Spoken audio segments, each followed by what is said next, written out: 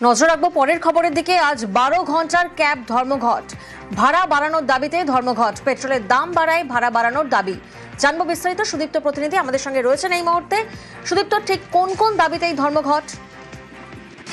দেখো, একাধিক দাবি রয়েছে ক্যাব চালকদের। মূলত যে বিভিন্ন সংস্থার যে ক্যাব চালক রয়েছেন তারা কিন্তু ধর্মঘট ডেকেছেন। মোট যেটা দেখা যাচ্ছে যে 12 ঘন্টার এই ধর্মঘট হচ্ছে, অর্থাৎ সকাল 6টা থেকে সন্ধ্যে 6টা পর্যন্ত। যে দাবিগুলো রাখা হয়েছে তার মধ্যে উল্লেখযোগ্য হচ্ছে পেট্রোলের দাম বৃদ্ধি যেমন রয়েছে, পাশাপাশি দীর্ঘদিন ধরে এই যে ক্যাবের যে ভাড়া, অর্থাৎ প্রতি কিলোমিটারে তাদের যে ভাড়া, সেই ভাড়া অনেকটাই কম, তাদের এমনটাই দাবি।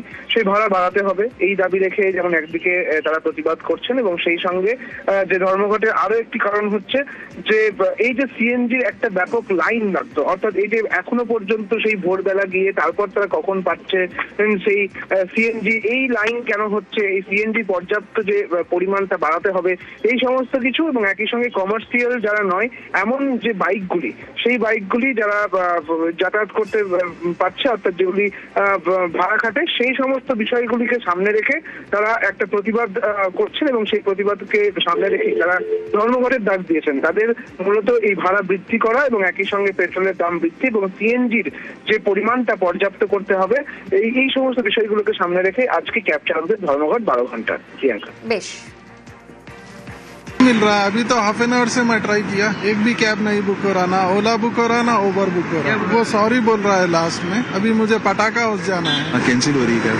नहीं, वो बोले ट्राई कर रहे, देख रहे। हाँ, जनरली हो जाता है, बट आज पता नहीं थोड़ा टाइम लग रहा है। आपको दिक्कत हो रही है, सबको दिक्कत हो रहा है। ভাড়া বাড়ছে না, কাস্টমারের টাইম দিতে পারছি না, কাস্টমার বুকিং করে সঙ্গে সঙ্গে ক্যান্সেল করে দিচ্ছে। সরকারকে অনেকবার তো জানানো হয়েছে, ভাড়ার ব্যাপারে সরকার জানায়নি। এবার যারা বন্ধ দেখেছে তারা দেখেছে, কিন্তু আমাদের তো গাড়ির ইএমআই আছে, ফ্যামিলি মেনটেন করতে হয়, বাচ্চার টিউশন ফিজ আছে, স্কুল ফিজ আছে, এগুলো দেবো কোথা থেকে বলুন? পেট্রোলের দাম বেড়ে গেছে, ভাড়া কিলোমিটারে প্রচন্ড কম, যেটাতে আমরা ঘর সংসার চালাবার মতন। আমাদের এয়ারপোর্ট থেকে হাওড়া থেকে চারদিক দিয়ে ভাড়া প্রচুর কমে গেছে। তো আমাদের সরকারের কাছে এই আবেদন থাকবে, যারা এটাকে নিয়ে একটুখানি ভাবনা চিন্তা করার।